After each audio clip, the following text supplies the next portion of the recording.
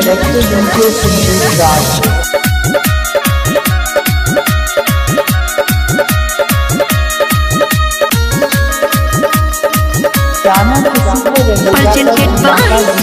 रहे छोट जवानू हो बढ़ावतिया रे लागे छावड़ा से कवनो धारावतिया रे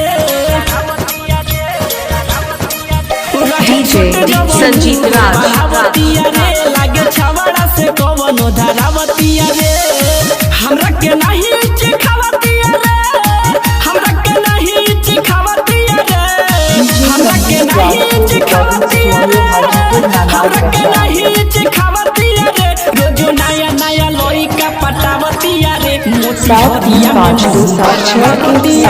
रोज नया नया लइका पटावतिया रे सुन बेतिया में मुंह मारावतिया रे मारावतिया रे मारावतिया रे मैं पानापुर लोअर चौक से शामिल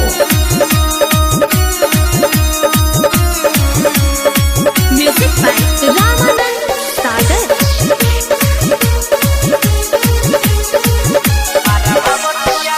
कोयला पफवन एकर आवता तबीजी रे लागता के कवनो छवड़ा देले बात गिजी रे डीजे संजीत राज कोयला पफवन एकर आवता तबीजी रे लागता के कवनो छवड़ा देले बात गिजी रे चिकन समान झलकावतिया रे चिकन समान झलकावतिया रे चिकन समान झलकावतिया रे चिकन समान झलकावतिया रे रोज नया नया लइका पटावतिया रे मोती हरिये में मुंह मारावतिया रे रोज नया नया लइका पटावतिया रे सुन बेतिये में मुंह मारावतिया रे DJ Sanjeev Raj को रिकॉर्डिंग स्टूडियो हाजीपुर नानार वैशाली।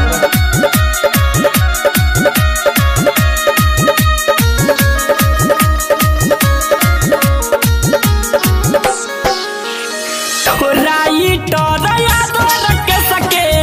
रोजाई बोलावेले राजकुमार समाज सुनई उठावेले राइटर याद रख सके रोजाई बोलावेले राजकुमार डीजे संजीत राज सुनई उठावेले पप्पू पुजारी के सतावतिया रे पप्पू पुजारी के सतावतिया रे पप्पू पुजारी के सतावतिया रे पप्पू पुजारी के सतावतिया रे रोज नया नया गोहकी पटावतिया रे मोती हरिये में मारावतिया रे रोज नया नया लइका पटावतिया रे बेतिया में मुंह मारावतिया रे 7352761725।